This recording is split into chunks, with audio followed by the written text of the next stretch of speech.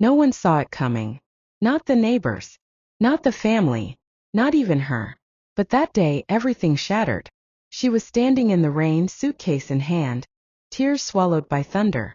"Mom, you're embarrassing us. Go back to the village."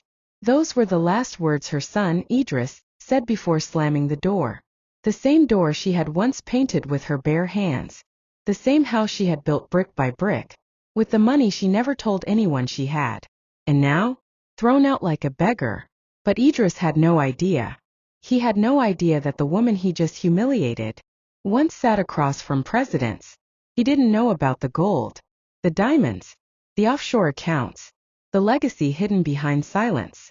All he saw was an old woman with cracked hands and too many questions. He didn't want her around his new wife, didn't want the smell of poverty around his imported furniture, didn't want her advice, didn't want her love. But what he really didn't want was the truth, because his mother, Fatou, wasn't just a mother.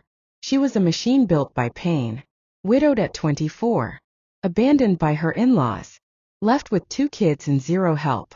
And yet she rose. She cleaned rich people's houses during the day, sold peanuts at night, and studied logistics after midnight in secret. By the time Idris was 10, she had already acquired silent shares in a major West African shipping company. By the time he was 20, her net worth quietly crossed $30 million. But she never told him. Why? Because she didn't want to raise a prince. She wanted to raise a man. But now he had failed that test. He called her a burden, a relic, an unwanted shadow, and in doing so, he lit a fire that would change both their lives forever. Because Fatou doesn't beg. She doesn't knock twice. And now that she's been thrown away, she's not coming back to ask for forgiveness. She's coming back to take back everything. 3 days later, Fatou was on a private jet. No, not a dream. Not a fantasy. A real one. Destination: Johannesburg. She didn't cry when she left. She didn't look back. She just sat there, quiet, holding an old leather notebook filled with numbers, names, and passwords. 32 years of sacrifice, all hidden behind silence. And now, it was time to turn that silence into thunder. She landed at 4:30 a.m. No one waiting. No cameras. No family. Just a black BMW parked exactly where it always waited, ever since she bought it 8 years ago. Driver steps out, bows his head. "Welcome back, Madame Fatou." She nods. No words. Her phone lights up with a message. "Meeting confirmed. Your seat at the mining board is ready." That's right. Mining. Because while her son was showing off champagne and Versace shirts, Fatou was sitting on 17% of a gold extraction firm that had just gone international. Meanwhile, back in Abidjan, Idris was posting photos of his new living room. God's timing is perfect. Likes were flooding in. His wife was loving the attention. His neighbors were envious. But something strange started happening. His company card got declined. Then his assistant told him the supplier from Kenya had backed out.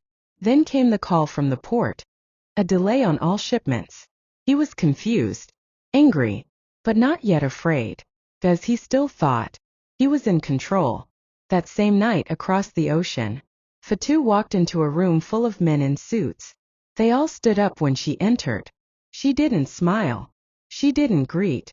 She simply said, "Let's begin. I have lives to rebuild, and an ego to bury." They laughed. But she wasn't joking. Because Fatou wasn't just back. She was rising. And the storm had only just begun. Something felt off.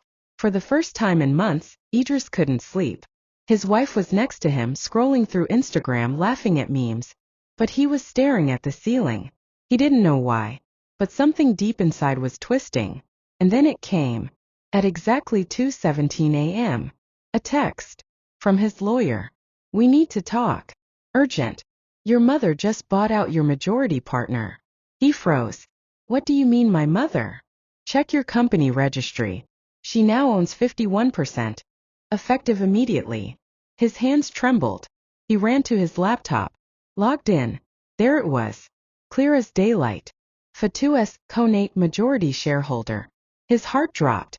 This couldn't be real. She was gone. She had nothing. She was poor, right? But the truth hit him like a slap in the face. He never really knew his mother.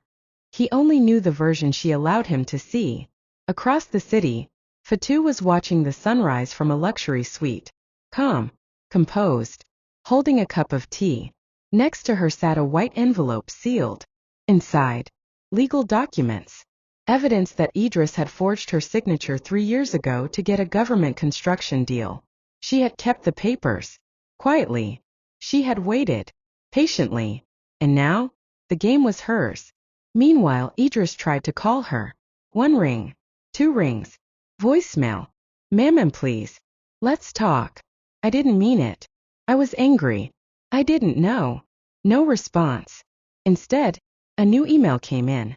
Termination notice. Effective immediately, Mr. Idris Konate is relieved of his duties as Executive Director of Konate Group. Signed. By Fatou. The fall had begun. But she wasn't doing this for revenge. She was doing it to rebuild the balance. To teach him what no school ever did. Respect doesn't come from birthright. Comes from behavior.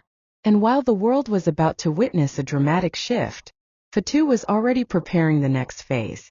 Because removing him from power? That was just the first strike. The next one would come from his past. And it would destroy him completely. 3 days of silence. No more texts. No more calls. No more mammon.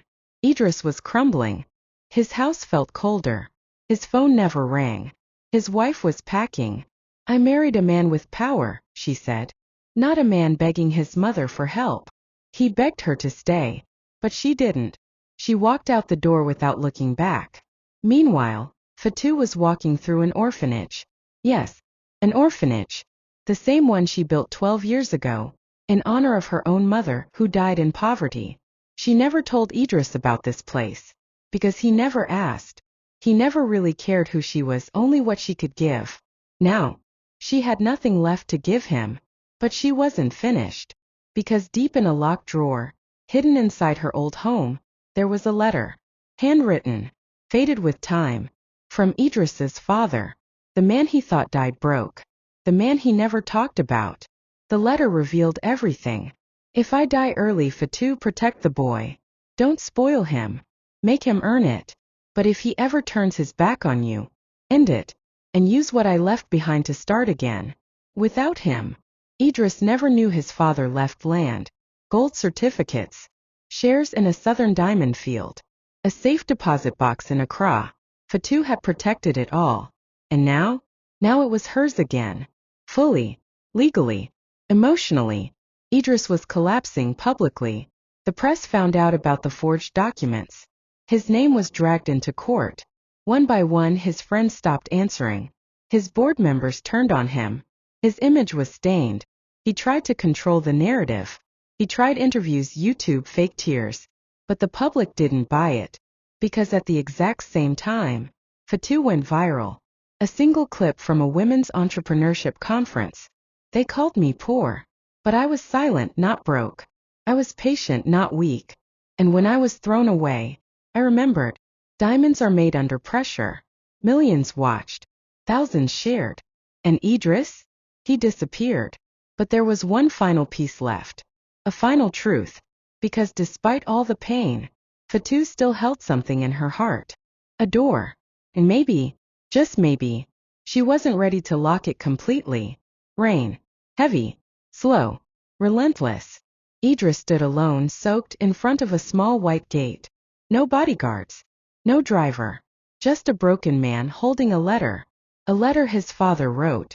A letter his mother gave him anonymously through a lawyer. He had read it over 10 times. Each word sliced deeper than the last. If you're holding this, my son, then you've lost your way. You were never meant to inherit riches. You were meant to inherit wisdom. If your mother gave you everything I left, know this, she didn't do it to hurt you. She did it to protect the man you're meant to be. The gate opened. Fatou was there. Not in gold. Not in diamonds. Just a simple dress. Hair wrapped. Face calm. But her eyes tired. Not of the world. But of him. He opened his mouth to speak, but words died in his throat. Tears came instead. He fell to his knees, hands trembling. "Maman, I'm sorry." Silence. She looked at him for a long time. Too long. Then she sat down on the steps. "I raised you to be strong, not to be arrogant. I gave you everything, except humility, and that was my mistake." He nodded, still on the ground. "I lost everything, Maman." She tilted her head. "No, you lost what wasn't yours to begin with, and that's not the same." He reached into his coat, pulled out a small notebook, the same kind she used to write in when he was a child. "This time I want to start from zero," he said. "Teach me, like before. Let me learn from the ground." She didn't respond. Instead, she handed him a broom. "There's a construction site down the road. You'll be the janitor. First lesson. Before you build an empire, you clean the dust." Months passed. Idris worked in silence. He swept floors, carried bricks, mixed cement. People laughed, took photos, but he kept going. And Fatou? She watched, from a distance. She never said much, but sometimes, when no one was looking, she smiled. One day she came to the site. He looked up, covered in dust, sweat, but proud. She handed him a small envelope. Inside, a document. Co-ownership. Not of the old company, not of the empire he once had, but of a new foundation, built from pain, forgiveness, and truth. That night they ate together. Just rice, grilled fish, and laughter. Not about money, not about the past. Just mother and son, starting again. And maybe that's the real wealth. Not gold, not cars, not likes, but a second chance, and the courage to take it.